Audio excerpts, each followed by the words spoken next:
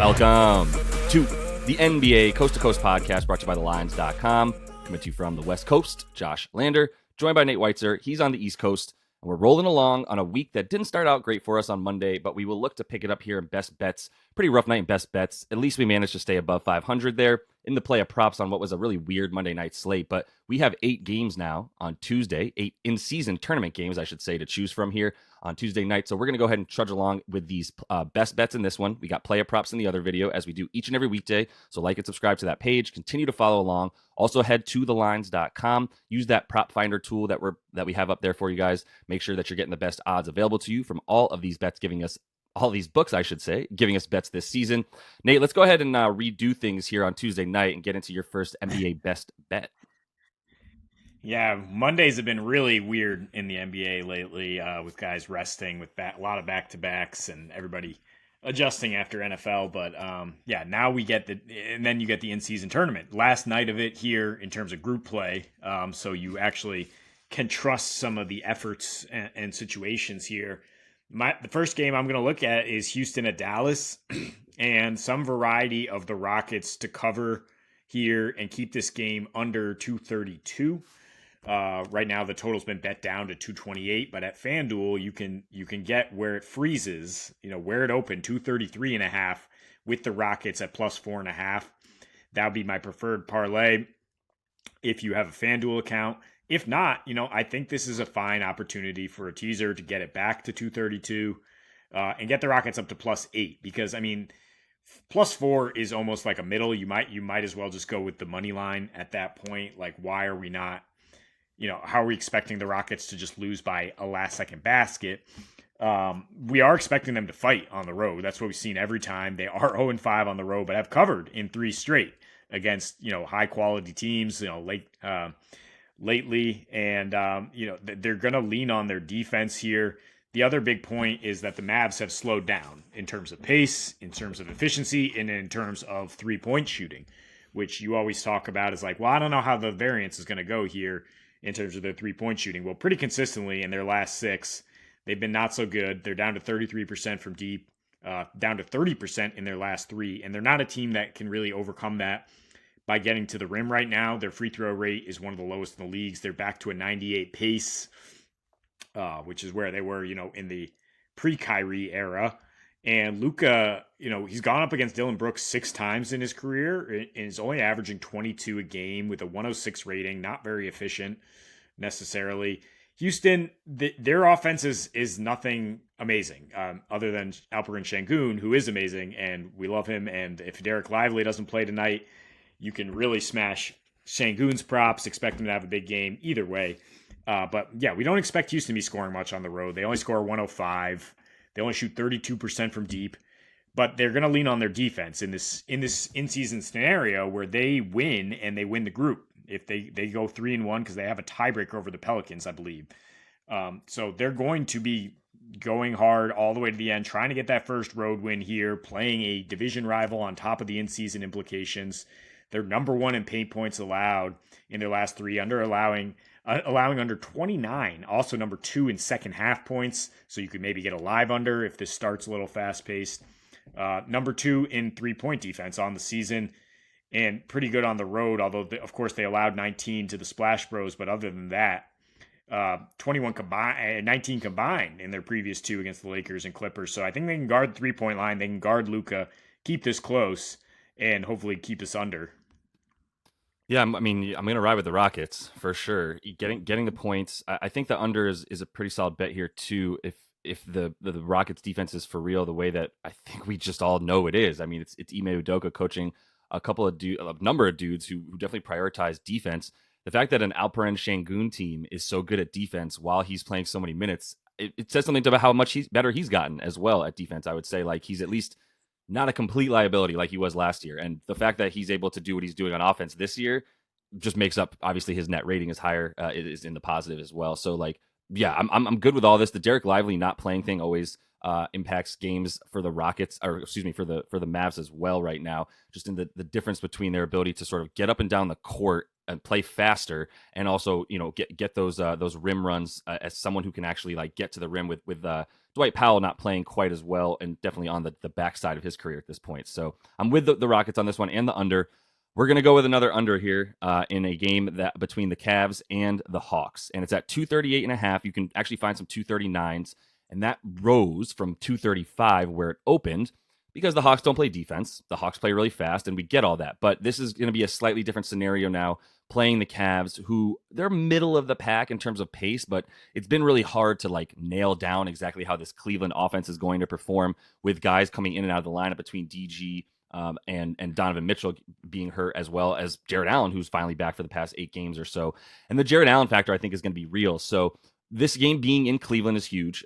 When they're in Atlanta, this would be a lot scarier with the way that the Hawks play at home, 127 almost points per game at home this season versus 7 fewer than that on the road. The pace between these two teams last time that they met in Cleveland was also about a 96.4. And you got to believe that Cleveland wants to keep it in that range to be able to hang with this team, because they don't have the fast break tools to sort of keep up with Atlanta, who does very much so and has multiple guys that are very much so down to shoot it in transition, as we know, obviously, with Trey and company. But the Cavs home road as well is also pretty stark. They are averaging 108 points per game at home versus 114 on the road. They play at a 97.8 pace as well, which is super helpful. The unders definitely hit more for them at home than on the road, but it's even more so the case with Atlanta in terms of the inverse of that. Atlanta on the road is going to be much slower, much worse on offense. More importantly, at home they're 5-2. On the road, rather, they're 5-2 to the under. At home, 1-7.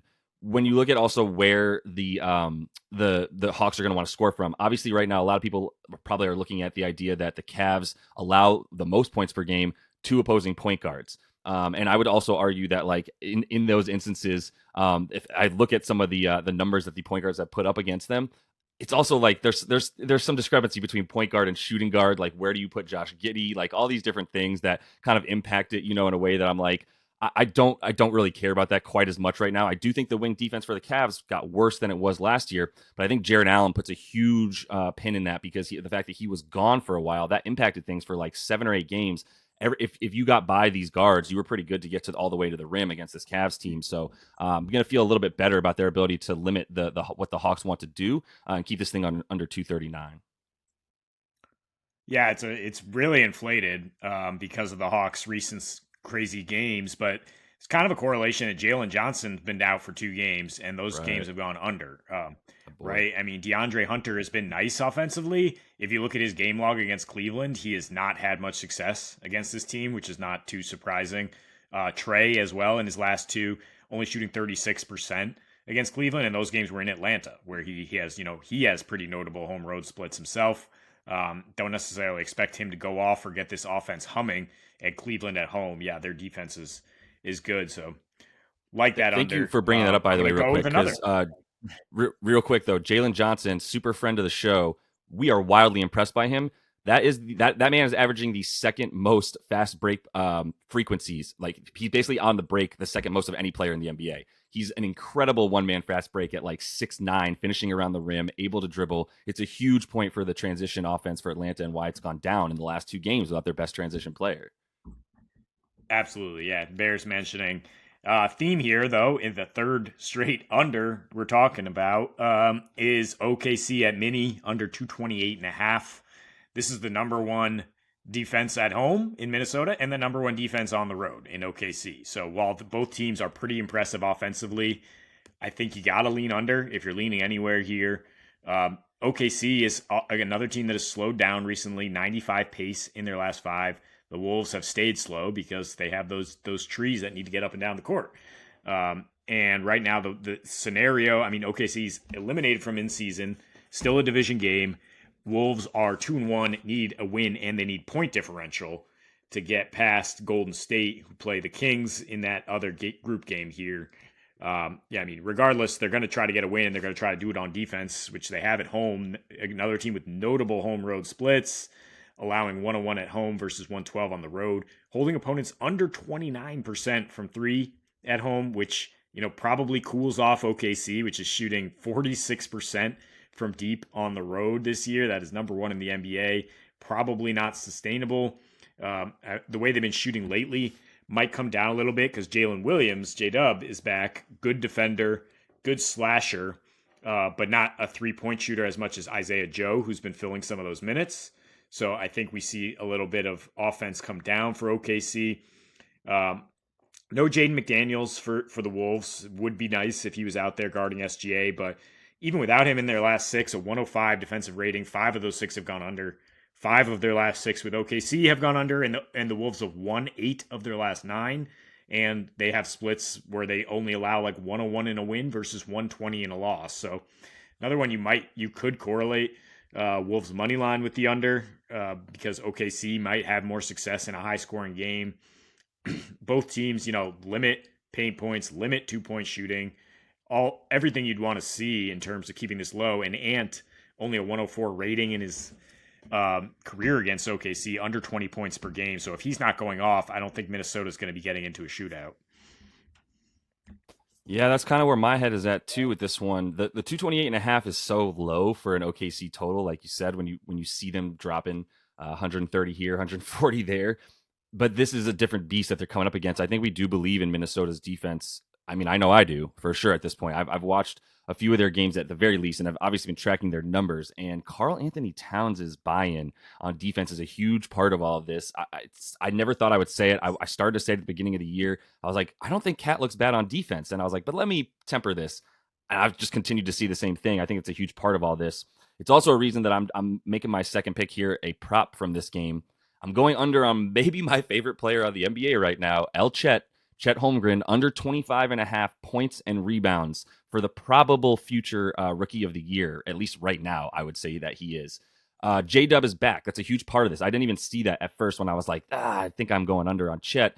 I also love the fact that J-Dub is back. Jalen Williams, other one with a Y, has been in the whole time, but under in 8 of 13 games that he's played with J-Dub so far in his career, Chet Holmgren. So 2 of 3 that he played without J-Dub, who missed those last 3. He went over in those and over pretty handily as well. His usage goes up to about 26% from 21% when there's no J-Dub in there. Like, simply put, Chet Holmgren is like at best the 4th option on the starting lineup. And without J-Dub in there, that just goes up right now. He just takes a lot more precedence. So the usage goes up. The scoring goes from 17 points per game on the season with J-Dub to 22 points per game. So all those things are huge for this under. I got to fade the Rook against probably let's say the second best team down low, because Mitchell Robinson is an absolute monster right now for the Knicks. So I'll give them the best defensive team down low, and I'll go ahead and give Rudy and Cat and even Naz Reid the second best defensive team down low, where they allow the second fewest points per game to centers, the third fewest points per game, rebounds per game rather, to centers. And the rebounds is really where I want to fade Chet as much as anything. Look, it's not like he could get hot from 3. I will say Minnesota, it's not like because Rudy's their center, they have trouble guarding the 3-point line against centers. They're still in the top 10 in terms of limiting 3-pointers made by the opposing big man like that.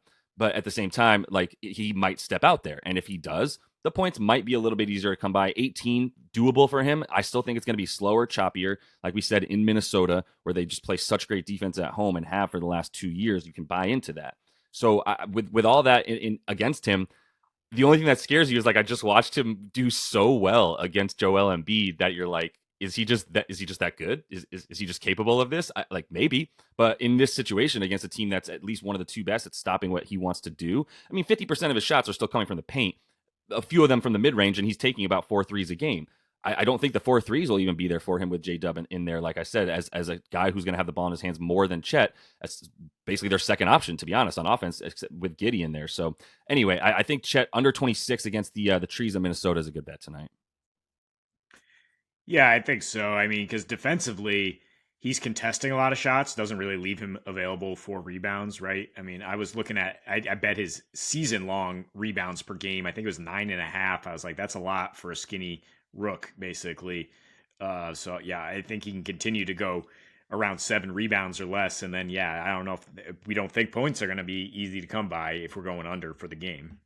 Yep. 100%. So that it'll be a good game. I mean, definitely keep an eye, everybody, on these in-season tournaments. what do people need? What do teams need? We kind of went through some of that and how we're playing it, but there's going to be some important stuff that happens. We're in uncharted territory here for sure, but that is all the time we have for you in the best bets. Make sure to check out Play At Props that we also have up in another video for you. So like and subscribe to that page. Continue to follow along, and until we see you next, happy betting.